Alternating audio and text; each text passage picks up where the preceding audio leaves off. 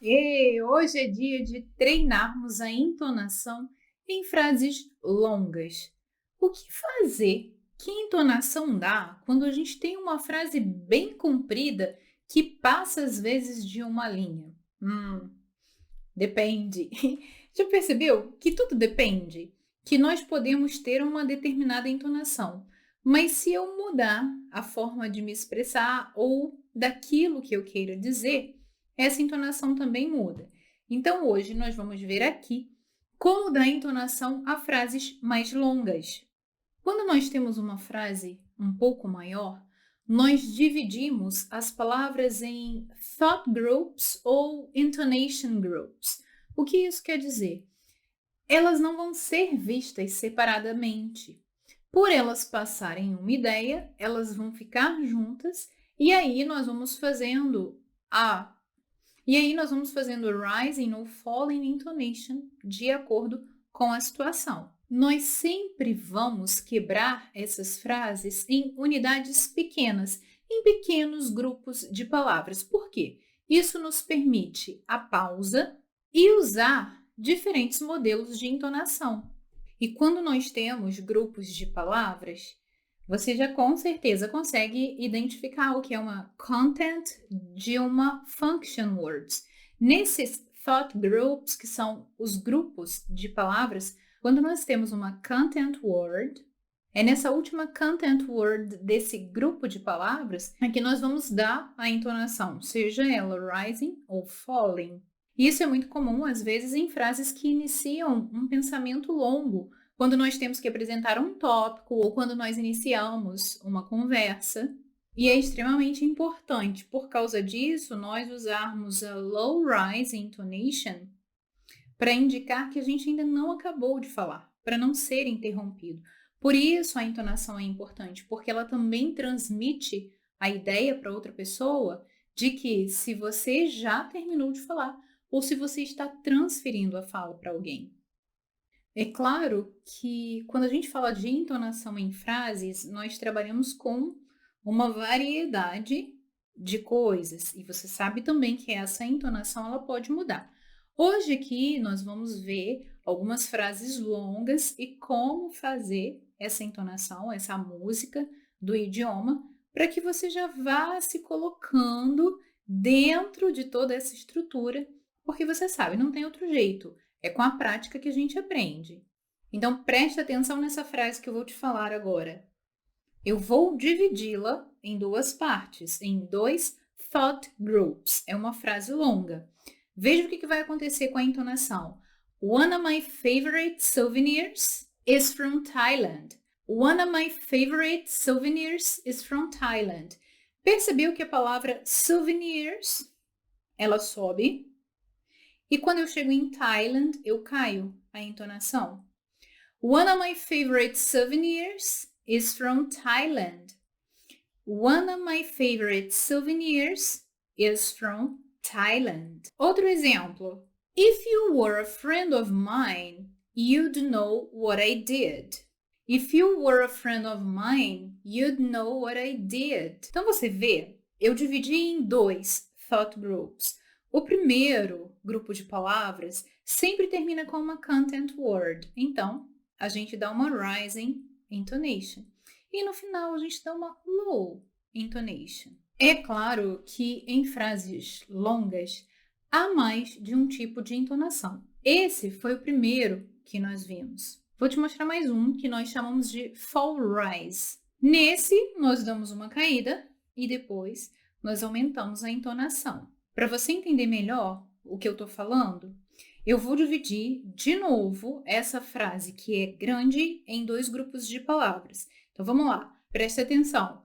Compared to other people, it may seem that I have a lot. Compared to other people, it may seem that I have a lot. A gente começa numa entonação low. Compared to some, it may seem, volta para low, that I have a lot. Então, a gente mantém uma cadência, mas quando chega na content word, ela rise, vai de novo para uma entonação mais alta. Compared to some, It may seem that I have a lot. Mais uma. I have a lot of CDs, but I don't listen to them very often. I have a lot of CDs, but I don't listen to them very often. O importante é que você entenda que quando você tem uma frase grande, você precisa dividir essa frase em grupos de palavras e seguir a sequência do rising, falling, intonation. Eu vou falar umas frases aqui agora para você treinar isso comigo. When I have time, I travel with all my family. When I have time, I travel with all my family. Repete aí. When I have time, I travel with all my family. Mais uma. If you're hungry, take a snack. If you're hungry, take a snack. Da da da da da da da da. Da da da da da da da da. If you're hungry, take a snack. Repete. If you're hungry, take a snack. Viu o que acontece com hungry? If you're hungry, take a snack.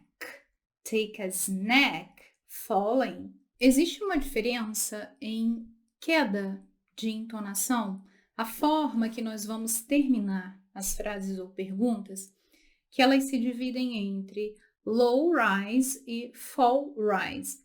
Preste atenção, a palavra fall em inglês, ela indica uma queda.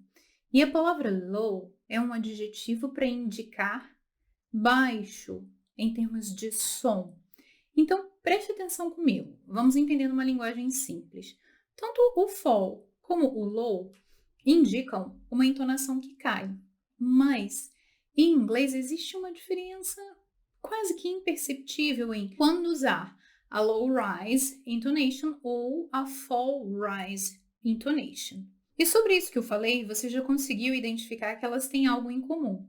Ambas terminam com rising intonation, uma entonação que vai para cima.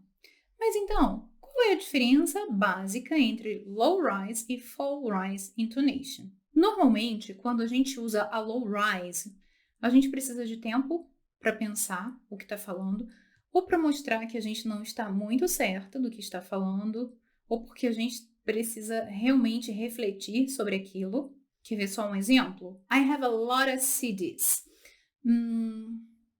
Pop music, country music, pagode, classical and rock music.